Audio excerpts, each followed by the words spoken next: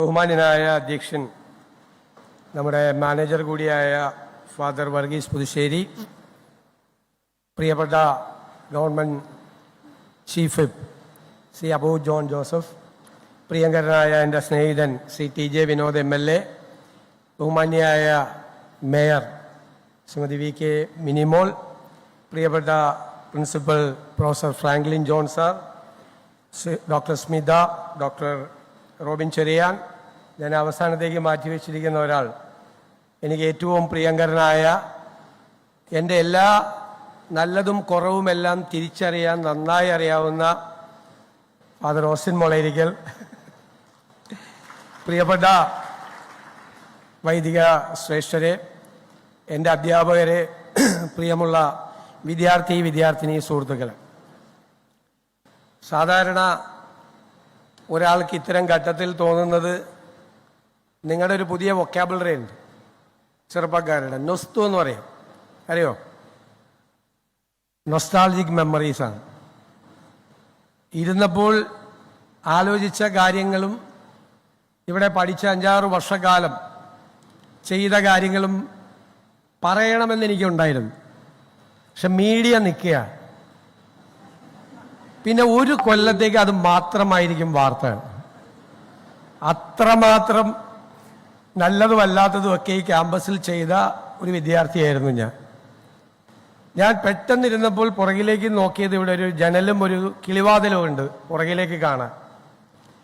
ഞാൻ pre degree വിദ്യാർത്ഥിയായി വരുമ്പോൾ എനിക്ക് 14 വയസ്സേ ഉള്ളൂ. ഇവിടെ വരുമ്പോൾ ആദ്യത്തെ ആഴ്ച എല്ലാവരും ലേക്ക് ക്യൂവിലേക്ക് പോകും. ഇവിടെ വന്നാൽ അവിടെ പോവാത്തൊരു കുട്ടി പോലും ഉണ്ടാവില്ല. ഞങ്ങൾ ലേക്ക് ക്യൂവിലേക്ക് പോയി, ഞങ്ങളെല്ലാം കുട്ടികളെല്ലാവരും ചേർന്ന്. അപ്പം എനിക്ക് തെങ്ങി കയറാൻ അറിയാം. ഞാൻ അവിടുത്തെ ലേക്ക് ക്യൂവിലെ തെങ്ങിൽ കയറി. അപ്പോൾ കോളേജിൽ ആർക്കും തെങ്ങി കയറാൻ അറിയില്ല എന്ന്. അപ്പം എല്ലാവരും ആരാധകരായിട്ട് താഴെ നിന്ന് കൈയടിച്ച് പ്രോത്സാഹിപ്പിക്കുക. പക്ഷെ ഒരു കാര്യം ഞാൻ മാത്രം കണ്ടില്ല. അന്നത്തെ പ്രിൻസിപ്പലായിരുന്ന ഫാദർ മത്തായി അർക്കഞ്ചൽ, അദ്ദേഹം ഈ ഓഡിറ്റോറിയത്തിന്റെ പുറകിൽ വന്ന് ബൈനോക്കുലർ വെച്ചത് കണ്ടുകൊണ്ടിരിക്കുകയാണ്. അന്നാണ് ഈ ഓഡിറ്റോറിയത്തിന്റെ പുറകിൽ എനിക്ക് പിന്നെ എന്നും പഠിക്കുമ്പോൾ ഒക്കെ ഭീതിയാണ്. ഈ ഓഡിറ്റോറിയത്തിന്റെ പുറകിൽ, ഇതിന്റെ പുറകിൽ നിന്നുകൊണ്ട് ബൈനോക്കുലർ വെച്ച് നോക്കിയപ്പോൾ പ്രീ ഡിഗ്രി വിദ്യാർത്ഥി തെങ്ങിന്റെ മുകളിലിരിക്കും. പിന്നെ വിളിച്ചു വരുത്തി അദ്ദേഹം കർശനമായ താക്കീതൊക്കെ തന്നു. ഇനി അടുത്ത 2 വർഷവും അണ്ടർ സർവൈലൻസ് ആയിരിക്കും എന്ന് പറയും. അടുത്ത 2 വർഷവും എൻ്റെ നീക്കങ്ങളെല്ലാം. പിന്നെ എനിക്ക് അങ്ങനെ ഒരുപാട് ഓർമ്മകളുണ്ട്. ഇപ്പൊ ഈ ഹാളിൽ വെച്ച് തന്നെ ഇവിടെ ജയറാം സാർ ഇരിക്കുന്നു. ജയറാം സാറിന്റെ നേതൃത്വത്തിൽ ഞങ്ങൾ കോളേജ് യൂണിയൻ സംഘടിപ്പിച്ച അതിമനോഹരമായ ഒരു ആർട്ട് എക്സിബിഷൻ ഉണ്ട്. മറ്റു കോളേജുകളിലൊന്നും നടത്തി കാണില്ല അതുപോലത്തെ ഒരു ആർട്ട് എക്സിബിഷൻ. സാറ് തന്നെ ഒരു ചിത്രകാരനായിരുന്നു. സാറായിരുന്നു അതിന്റെ മുഖ്യ സംഘാടകൻ. ഞാൻ രാത്രി കിടന്നുറങ്ങിയത് ഈ സ്റ്റേജിലാണ്. തലേ ദിവസം രാത്രി ഇത് തയ്യാറെടുക്കണ്ടേ, ഞങ്ങൾ യൂണിയൻ ഭാരവാഹികളായ ഞങ്ങൾ സുഹൃത്തുക്കളെല്ലാവരും കൂടി ഇവിടെ മനോരമയും മാതൃഭൂമിയൊക്കെ വിരിച്ചിട്ടാണ് കിടന്നത്. അറിയാലോ, പത്രം വിരിച്ചിട്ടാണ് ഈ സ്റ്റേജിൽ കിടന്നുറങ്ങിയത്. അത്രയൊക്കെ പറഞ്ഞ് ഞാൻ നിർത്തിയാണ്, ബാക്കി കാര്യങ്ങളിലേക്ക് ഞാൻ പോകുന്നില്ല. ഇവിടെ നിന്നാണ് സംസാരിക്കാൻ പഠിച്ചത്, ഈ സ്റ്റേജിൽ നിന്നാണ്. എനിക്കൊരു ക്ലെയിം ഉണ്ട്. എനിക്കൊരു ക്ലെയിം, ഈ കോളേജിൽ പഠിച്ച ഒരു വിദ്യാർത്ഥിയെ ഉണ്ടെങ്കിൽ തെളിവ് കൊണ്ടുവരട്ടെ. ഞാൻ എൻ്റെ അത്രയും ഈ സ്റ്റേജിൽ കയറി എന്ന് പ്രസംഗിച്ച ഒരു വിദ്യാർത്ഥിയും ഈ ക്യാമ്പസിന്റെ ചരിത്രത്തിൽ ഉണ്ടാവില്ല. അച്ഛനോട് ചോദിച്ചോ. ഒന്നാമത്തെ എല്ലാ വർഷവും ഇലക്ഷനും മത്സരിക്കും. പിന്നെ കോളേജ് യൂണിയൻ ഭാരവാഹി വരുമ്പോൾ കോളേജ് യൂണിയന്റെ എല്ലാ പരിപാടികളിലും സംസാരിക്കും. ഇവിടെ നിന്നാണ് ശരിക്കും സംസാരിക്കാൻ പഠിച്ചത്. ഇവിടെ നിന്നാണ് സംസാരം തുടങ്ങിയത്. ഇപ്പം എനിക്ക് എങ്ങനെയാണെന്ന് അറിയില്ല. അന്നത്തെ മീറ്റ് ദ കാൻഡിഡേറ്റ് എന്ന് പറഞ്ഞാൽ മുഴുവൻ അധ്യാപകരും ഇവിടേക്ക് വരും. എല്ലാവരും കേൾക്കാൻ വേണ്ടി വരും. വളരെ രസകരമായ വാദപ്രതിവാദങ്ങളാണ് മീറ്റ് ദ കാൻഡിഡേറ്റിന്റെ ഇടയിൽ നടക്കുന്നത്. അതെല്ലാം ഈ ക്യാമ്പസിന്റെ സവിശേഷതകളായിരുന്നു. ഇവിടെ ഇരുന്നാൽ നേരത്തെ ഒരു നീലാകാശമായിരുന്നു മുകളിൽ, ഇപ്പം അത് മാറ്റി. ആ നീലാകാശമൊക്കെ ഹൃദയത്തിൽ പതിപ്പിച്ചിട്ടാണ് വിദ്യാർത്ഥികളായ ഞങ്ങളെല്ലാം ഇവിടെ നിന്ന് പടിയിറങ്ങിയത്. ഇവിടുത്തെ അധ്യാപകർ, ഇവിടുത്തെ നോൺ ടീച്ചിങ് സ്റ്റാഫ്, അവരെല്ലാവരും സ്നേഹത്തോടെ വാത്സല്യത്തോടെ ഞങ്ങളെ ചേർത്ത് നിർത്തിയവരാണ്. അധ്യാപകരെല്ലാം ക്ലാസ്സിൽ കയറാതിരിക്കുമ്പോഴൊക്കെ അതൊക്കെ അഡ്ജസ്റ്റ് ചെയ്ത് തരുമായിരുന്നു. ലൈബ്രറിയിലെ ലൈബ്രറിയനോട് ഇരിക്കുന്നുണ്ട് അന്നത്തെ ഞങ്ങളെല്ലാം ലൈബ്രറിയിലും ഒക്കെ കയറി നിരന്തരമായി കയറി ഇറങ്ങുന്ന ആളുകളായിരുന്നു. ഒരുപാട് ഓർമ്മകളാണ് മനസ്സിലേക്ക് ഓടിയെത്തുന്നത്. ഈ ക്യാമ്പസ് ജീവിതത്തിൽ ഒരു കാലത്തും നമ്മുടെ ഹൃദയത്തിൽ നിന്നും മായ്ച്ചു കളയാൻ പറ്റാത്ത, അതിനേക്കാൾ ഉപരിയായി ഉണ്ടാക്കിയ സൗഹൃദങ്ങൾ, ഇന്നും നിലനിൽക്കുന്ന സൗഹൃദങ്ങൾ. എൻ്റെ ഏറ്റവും അടുത്ത സുഹൃത്തുക്കൾ ആരാണ് എന്ന് എന്നോട് ചോദിച്ചാൽ അതിൽ 90% പേരും തേവര കോളേജിൽ എന്നോടൊപ്പം പഠിച്ചവരാണ്. ഏറ്റവും അടുത്ത സുഹൃത്തുക്കൾ എല്ലാവരും. അതിവിടെ അധ്യാപകർക്ക് അടക്കം അറിയാം എല്ലാവരും. അവരെല്ലാവരും ഇവർക്ക് നന്നായിട്ട് അറിയാം. അവരെല്ലാവരും ഇപ്പോഴും കൂടെ ഉണ്ടാകും. ഞങ്ങൾ ആഴ്ചയിൽ ഒരു ദിവസമെങ്കിലും ഫോണിൽ വിളിക്കും, ഇടയ്ക്ക് യാത്ര പോകും, ഇടയ്ക്ക് ഒരുമിച്ചിരിക്കും കുടുംബാംഗങ്ങളുമായി. ആരുടെ കുടുംബത്തിലും എന്ത് നടന്നാലും ഞങ്ങളെല്ലാം ഒരുമിച്ച് ചേരുന്ന അസാമാന്യമായ ഒരു സൗഹൃദമാണ് എനിക്ക് ഈ ക്യാമ്പസിൽ നിന്ന് കിട്ടിയ ഏറ്റവും വലിയ സമ്പാദ്യം എന്ന് ഞാൻ അഭിമാനത്തോടെ പറയാൻ ആഗ്രഹിക്കുകയാണ്. ആ സൗഹൃദം എനിക്ക് നിങ്ങളോടും പറയാനുള്ളത്, ഒരുപാട് സൗഹൃദങ്ങൾ ഉണ്ടാക്കണം എന്നാണ്. ഞാൻ ഇനിയും സംസാരിച്ച് നീണ്ടുപോയാൽ ഈ യഥാർത്ഥ പരിപാടിയുടെ സംഘാടകർ വിഷമിക്കും. കാരണം പരിപാടി ഹേർട്ടിയൻ വിമൻ സബ്മിറ്റാണ്, അതിൻ്റെ ഫസ്റ്റ് എഡിഷനാണ്. നമുക്കറിയാം, സ്ത്രീകൾക്ക് വേണ്ടി സംഘടിപ്പിക്കപ്പെട്ട ഒരു വളരെ പ്രധാനപ്പെട്ട പരിപാടിയാണ്. അവരുടെ ഉയർച്ച, അവരുടെ വിദ്യാഭ്യാസം, അവരുടെ ആരോഗ്യം, അവരുടെ സമൂഹത്തിലെ പങ്കാളിത്തം, അവരുടെ മുന്നേറ്റം, ഇതെല്ലാം കണക്കിലെടുത്തുകൊണ്ടുള്ള ഒരു ശ്രദ്ധേയമായ പരിപാടിയാണ് ഈ വിമൻ സമ്മിറ്റ്.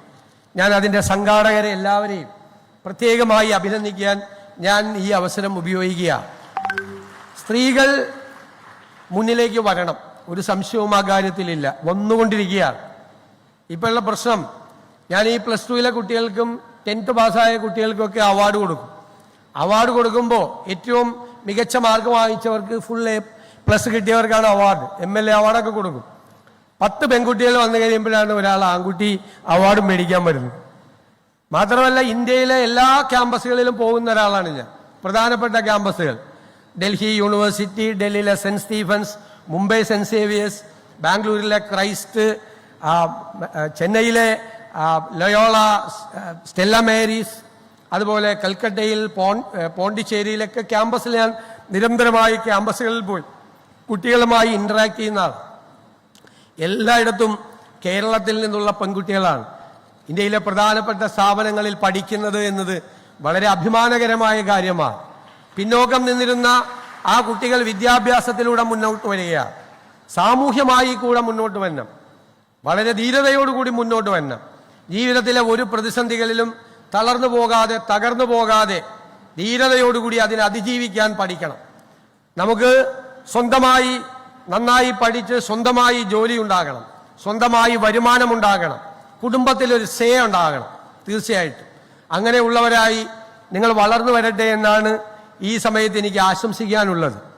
നമ്മളെപ്പോഴും ശ്രദ്ധിക്കാതെ പോകുന്ന ഒരുപാട് കാര്യങ്ങളുണ്ട്. സ്ത്രീകൾ എന്ന് പറയുന്നത് ഭക്ഷണം പാകം ചെയ്യാനുള്ളവരും വീട് അടിച്ചു തുടയ്ക്കാനുള്ളവരുമാണ് എന്നൊക്കെയുള്ള ചിന്താഗതികൾ, ഔട്ട്ഡേറ്റഡ് ആയിട്ടുള്ള ചിന്താഗതികളെല്ലാം നമ്മൾ വലിച്ചെറിയണം. എല്ലാത്തിലും എല്ലാവരും പങ്കാളികളാകണം. വീട്ടിൽ കേൾക്കണ്ട എൻ്റെ ഭാര്യ ഈ പ്രസംഗം, വൈകുന്നേരം ചെല്ലുമ്പോൾ ചൂലെടുത്ത് തരും. ഞാൻ പറഞ്ഞത് ഒരു ഇക്വാളിറ്റി എല്ലാ സ്ഥലങ്ങളിലും ഉണ്ടാകണം.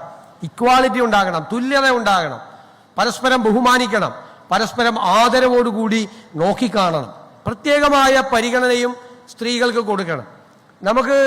ഞാൻ ഇന്നാലും മാതൃഭൂമി ഫെസ്റ്റിവലിൽ വെച്ചൊരു കാര്യം പറഞ്ഞു. അപ്പോൾ വായിച്ചു തീർത്ത പുസ്തകം ഏതാണെന്ന് എന്നോട് ചോദിച്ചു. മാതൃഭൂമി ബുക്ക് ഫെയറിലാണ്. യഥാർത്ഥത്തിൽ എന്നെ വിസ്മയിപ്പിച്ച ഒരു പുസ്തകമാണ് ഞാൻ അന്ന് വായിച്ചു തീർത്തത്. മെനോപോസ് ബ്രെയിൻ എന്ന് പറയുന്ന ലിസ മർക്കോണി എന്ന് പറയുന്ന പ്രശസ്തയായ ഒരു ന്യൂറോ സയന്റിസ്റ്റ് എഴുതിയ പുസ്തകമാണ്. അതിമനോഹരമായ പുസ്തകമാണ്. പുരുഷന്മാർ കാണാത്ത, അവരനുഭവിക്കാത്ത അനാറ്റമിയാണ് സ്ത്രീകൾക്കുള്ളത്. അപ്പോൾ അവര് കടന്നു പോകുന്ന puberty, delivery, menopause, perimenopause, post menopause, ഇതിനെക്കുറിച്ചെല്ലാം വളരെ വിശദമായി ചർച്ച ചെയ്തിരിക്കുക. വളരെ സയന്റിഫിക് ആയിട്ടുള്ളൊരു പുസ്തകമാണ്. പക്ഷെ വായിക്കുമ്പോൾ അവരനുഭവിക്കുന്ന പ്രയാസങ്ങൾ, മാനസിക സംഘർഷങ്ങൾ, ബ്ലീഡിങ്, സ്വെറ്റിംഗ്, ഡിപ്രഷൻ, പല ഘട്ടങ്ങളിലൂടെ സ്ത്രീകൾ കടന്നു പോകും. സത്യം പറഞ്ഞാൽ നമ്മളെ ഇരുത്തി ചിന്തിപ്പിക്കുന്ന ഒരു പുസ്തകമാണ്. ഞാനന്ന് വളരെ ഗൗരവത്തോടുകൂടി പറഞ്ഞു. നമ്മുടെ ഗ്രാൻഡ് മദറിന്റെ, അമ്മയുടെ, ഭാര്യയുടെ, സഹോദരിയുടെ, മകളുടെ ആരും ഇത്തരം ഒരു വിഷമം നിറഞ്ഞ ഘട്ടങ്ങളിലൂടെ കടന്നു പോകുന്ന കാര്യം പുരുഷന്മാർ ശ്രദ്ധിക്കാറില്ല. അതങ്ങ് പോവും, അതങ്ങ് നടക്കട്ടെ എന്നാണ്. ഈ പ്രയാസം അനുഭവിക്കുമ്പോഴും അവർ വീടുകളിലെ അവരുടെ ജോലിയും ഓഫീസിൽ പോയി അവരുടെ ജോലിയും ചെയ്യുന്നവരാണ് എന്ന് സാധാരണ പുരുഷന്മാർ ഓർക്കാറില്ല. ഇത് സ്ത്രീകൾക്കുള്ള പുസ്തകമാണ്. ഞാൻ പിന്നീട് സജസ്റ്റ് ചെയ്തു എല്ലാ പുരുഷന്മാരും ആ പുസ്തകം വായിക്കണം എന്നാണ്. വേറൊരു കാര്യം നമ്മളത് പഠിക്കുമ്പോഴാണ് മനസ്സിലാകുന്നത്, മരുന്നുകൾ ഉണ്ടാക്കിയിരിക്കുന്നത് ആർക്കാണ്? മരുന്നുകൾ ഉണ്ടാക്കാൻ വേണ്ടിയിട്ടുള്ള ഡ്രഗ് പ്രോട്ടോകോളിൽ ആ മരുന്നുകളുടെ പരീക്ഷണം മുഴുവൻ നടന്നിരിക്കുന്നത് പുരുഷനെ ആധാരമാക്കിയാണ്. യഥാർത്ഥത്തിൽ പുരുഷന് വേണ്ടിയിട്ടാണ് മരുന്നുകൾ, ഫാർമസ്യൂട്ടിക്കൽ പ്രോഡക്ട്സ് എല്ലാം ഉണ്ടാക്കിയിരിക്കുന്നത്. സ്ത്രീകൾക്ക് വേണ്ടത് പ്രത്യേക മരുന്നുകളാണ്, അങ്ങനെ ഉണ്ടാക്കിയിട്ടില്ല. ഗൗരവതരമായ ചർച്ചയ്ക്ക് ലോകത്തിന് വിധേയമാകുന്ന ഒരു പ്രധാനപ്പെട്ട കാര്യമാണ്. ഇനി ഭക്ഷണം, സ്ത്രീകളാണ് ഭക്ഷണം ഉണ്ടാക്കുന്നത് അല്ലേ കൂടുതലും. ഇപ്പൊ പുരുഷന്മാരൊക്കെ ഉണ്ടാക്കി തുടങ്ങി. പക്ഷേ സ്ത്രീകൾ ഉണ്ടാക്കുന്ന ഭക്ഷണം പുരുഷന്മാർക്ക് വേണ്ടിയിട്ടുള്ള ഭക്ഷണമാണ് അവർ ഉണ്ടാക്കി തുടങ്ങിയത്, സ്ത്രീകൾക്ക് വേണ്ടിയിട്ടുള്ള ഭക്ഷണമല്ല. അപ്പൊ സ്ത്രീകൾക്ക് വേണ്ടി പ്രത്യേകമായ ഭക്ഷണമുണ്ട്, സ്ത്രീകൾക്ക് വേണ്ടി പ്രത്യേകമായ മരുന്നുകളുണ്ട്. അവരുടെ ആരോഗ്യം സംരക്ഷിക്കാൻ അവരുടെ പ്രത്യേകതകളെ, സവിശേഷതകളെ കൊണ്ടുപോകാനുള്ള കാര്യങ്ങൾ വേണം. എല്ലാ കുടുംബങ്ങളിലും ഒരുപാട് സമ്മർദ്ദങ്ങൾ ഉണ്ടാകുമ്പോൾ ആ സമ്മർദ്ദങ്ങളുടെ വിക്ടിം എന്ന് പറയുന്നത് സ്ത്രീകളാണ്.